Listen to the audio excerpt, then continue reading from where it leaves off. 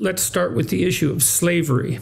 And it's certainly the case that the people that you're describing and the intellectual and Marxist influenced types who criticize the more traditional institutions of the West accept it as a given that slavery is wrong. And so you could imagine there might be two reasons for that. One reason would be one group should not have the upper hand over another, or at least if you're the group that's in the oppressed class, you might not want that to be the case.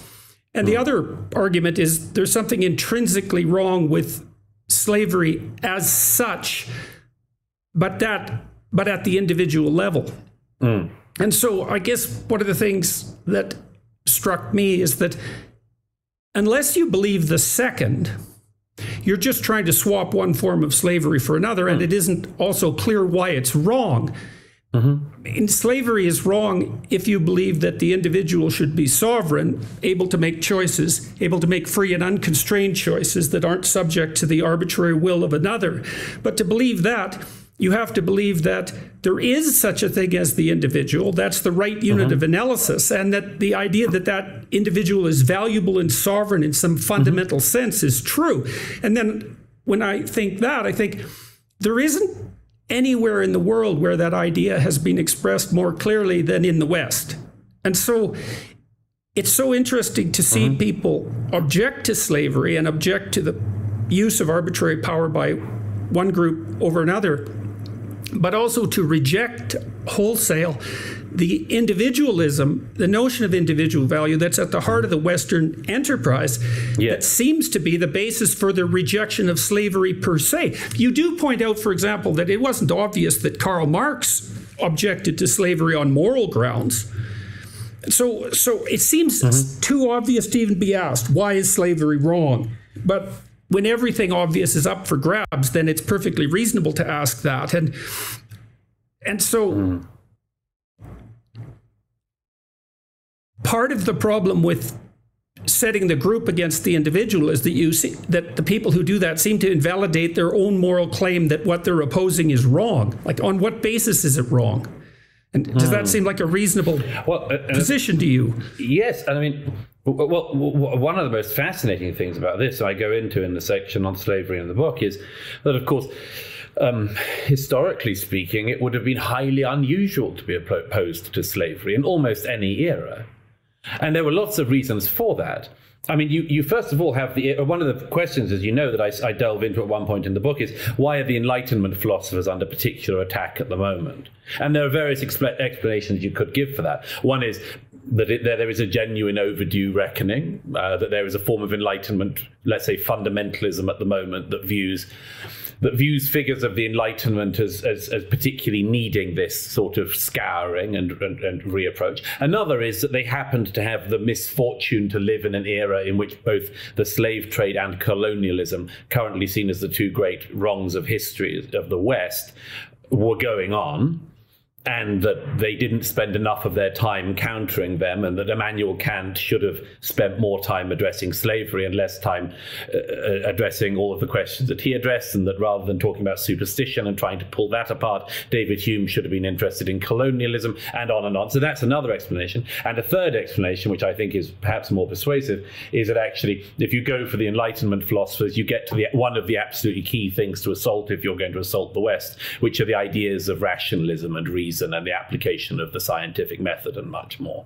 But the reason I mention this is because, of course, what's so fascinating is that there are two aspects of the slavery thing in particular that need to be delved into. One is that thing of, well, everybody did it throughout history. And there's a counter which Kendi, among others, do, which is, well, Western slavery was worse because it was race-based. And by the way, that's absolute nonsense. I mean, countless societies had effectively race-based slavery, and indeed it's going on today in the Middle East and in Africa. But there was a specific reason, actually, why during the Enlightenment period, and I cite Thomas Jefferson on this, because he's a very interesting figure, trying to think this through as they were going through it. One of the reasons why Thomas Jefferson is so interesting is because he is one of the most thoughtful people of his era, was still not aware of whether or not there was an answer or which way the answer went to what was still a live conversation then, which was the monogenesis and polygenesis argument. That was the argument over whether or not all the human races were from the same stock, as it were, or whether we were all from different lines. That debate seems obvious to us now because it got answered later in the 19th century. It wasn't obvious at that time, and people like Jefferson were trying to do what they could with it. So there was one version of the defense of slavery, which was, well, these are all totally different people. But then, of course, you have to counter that with the fact that, and again, Voltaire made this point, what is the greater evil?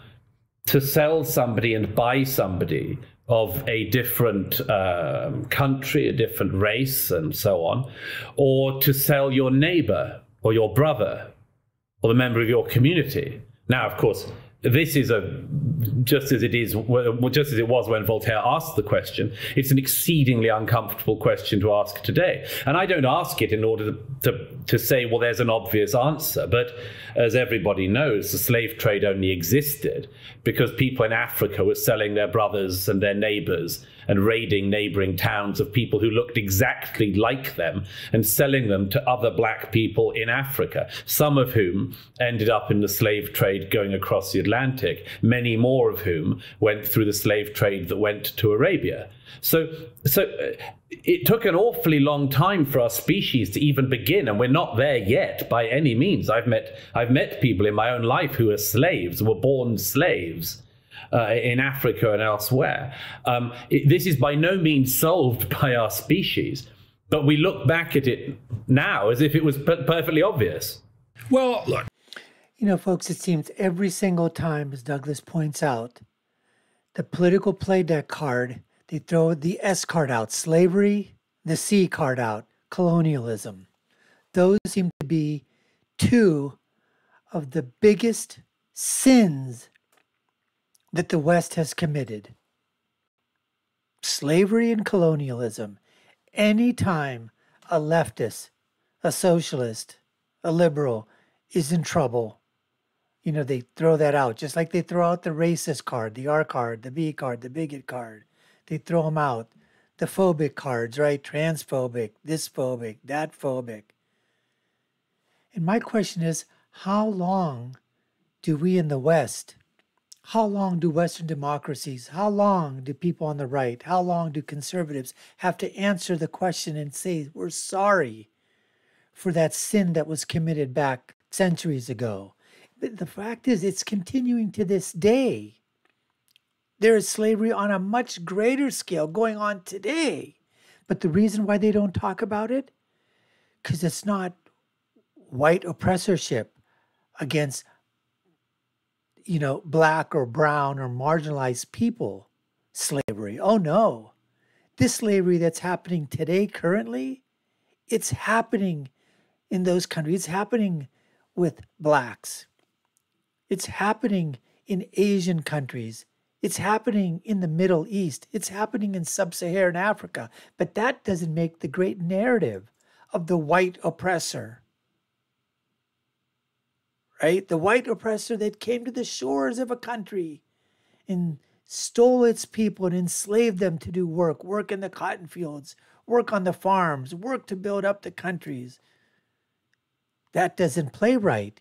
So that's why nobody talks about it. But it's easy to go back in the past a few centuries and talk about the evils and the sins of what America committed with its slave industry. But as we point out, Voltaire asked that question, what's worse? They're both terrible. The questions Voltaire asked, what's worse? The person who comes and buys a slave from someone else and has no relationship to that slave other than he's purchasing and buying? Or the people that actually started the enslavement of their own people, their own brothers and sisters, their own countrymen, enslaved them and sold them to others to go to other parts of the world? I would say it's the latter. The people that started the slave trade, that enslaved their own people. That's I would say, is a greater sin, a greater assault on the sovereignty of a human being. Because without that, you don't have the ladder.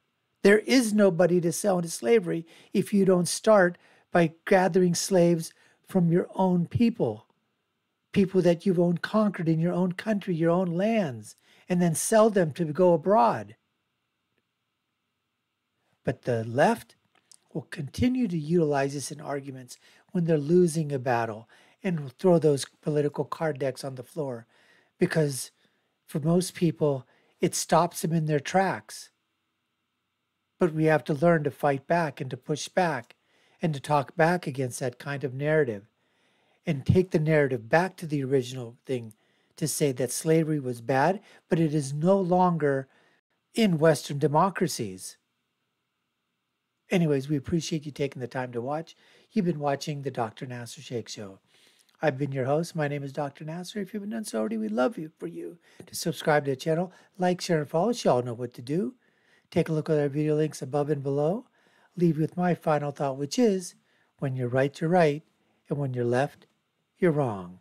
Until next time, folks, take care and stay safe.